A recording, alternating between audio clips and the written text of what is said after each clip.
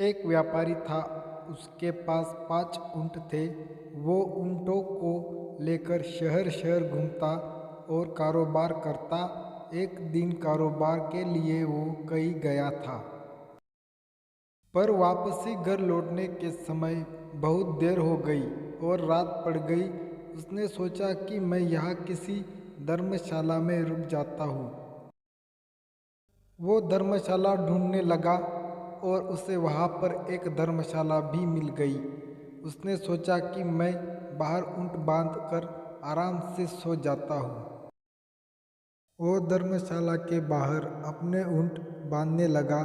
4 ऊँटों को उसने बांध लिया, लेकिन जब वो 5वां ऊँट बांधने गया तब उसने देखा कि रस्सी अब खत्म हो गई है। तभी वहाँ से एक तपस्वी निकल रहे थे।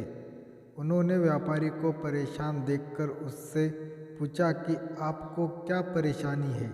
उस व्यापारी ने कहा कि मुझे धर्मशाला के अंदर जाकर आराम करना है, लेकिन इस 5वें ऊँट को बांधने के लिए मेरे पास रस्सी नहीं है।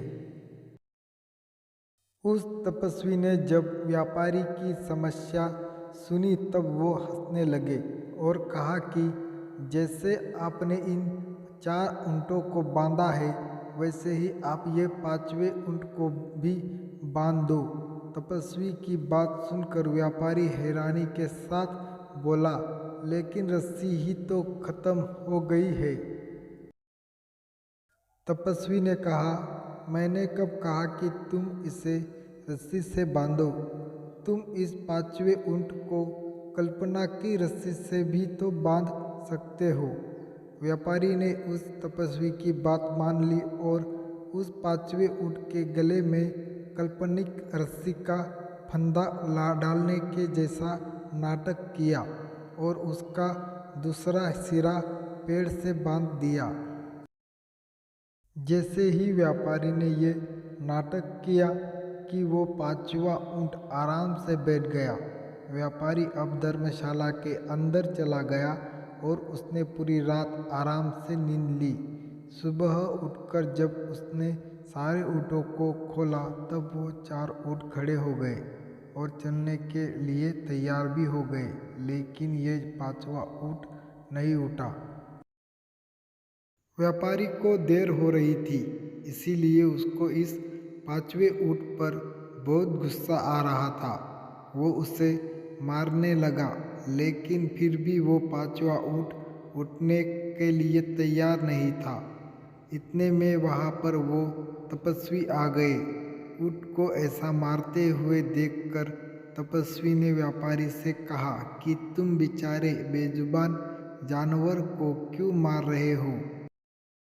व्यापारी ने कहा कि मुझे बहुत देर हो रही है और ये 5वां ऊँट उठ नहीं रहा है। तपस्वी ने व्यापारी से कहा कि अरे भाई, कल तुमने इस ऊँट को बांधा था, आज तुम्हें इसे खोलना होगा। बिना खोले वो कैसे उठेगा। व्यापारी ने कहा, अरे मैंने इसे हकीकत में थोड़ी बांधा था, मैंने तो सिर्फ बांधने का नाटक किया था। तपस्वी ने कहा, कल जैसे तुमने बांधने का नाटक किया था, वैसे ही आज तुम खोलने का नाटक करो। उस तपस्वी की बात सुनकर व्यापारी ने ऊँट को खोलने का नाटक किया। ऊँट तुरंत खड़ा हो गया। कई लोग परंपराओं की रस्सी से बंधे रहते हैं और सही गलत का अंतर भी भूल जाते हैं।